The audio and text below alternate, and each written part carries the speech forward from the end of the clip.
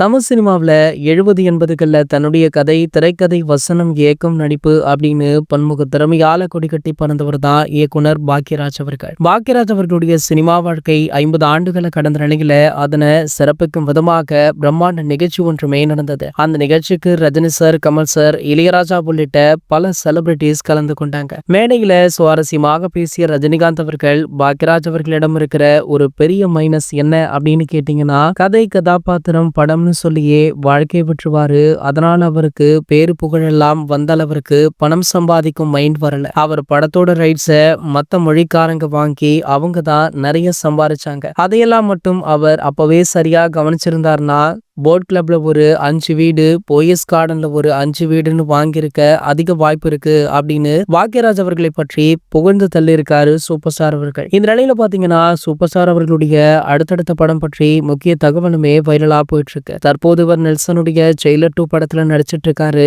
இந்த திரைப்படம் பாத்தீங்கன்னா இந்த ஆண்டு சம்மர்ல ரிலீஸ் ஆக வாய்ப்பு இருப்பதாக சொல்லப்படுது. அடுத்ததாக சிபி சக்கரவர்த்தியுடன் தலைவர் 173 படத்திலுமே கமிட் ஆகி அந்த படத்துடைய வேலைகளுமே இன்னும் 2 மாதங்கள்ல ஆரம்பிக்க உள்ளது. படத்துடைய முதற்கட்ட வேலைகள்ல இயக்குனர் அதி தீவிரமாக இருந்துட்டு இருக்காரா. இந்த வேலையில பாத்தீங்கன்னா தற்போது சூப்பர் ஸ்டார் அவர்கள் பிரபல அரசியல் தலைவர் ஒருவருடைய வாழ்க்கை வரலாறு படத்துல நடிக்க உள்ளதாக சொல்லப்படுது. அந்த தலைவர் யார் அப்படின்றது இன்னமுமே வெளியிடப்படாத நிலையில தற்போது பாத்தீங்கன்னா அவர் ராகுல் காந்தியாக இருக்க வாய்ப்பு இருப்பதாக சொல்லப்படுது. ஆகையால தலைவர் ரசிகர்களுமே ஒரு பக்கம் குஷியாக இருக்காங்க. இது போன்ற செய்திகளை பத்தி நீங்க உடனே தெரிஞ்சுக்க நம்மளுடைய சேனலை மறக்காம சப்ஸ்கிரைப் பண்ணிக்கோங்க.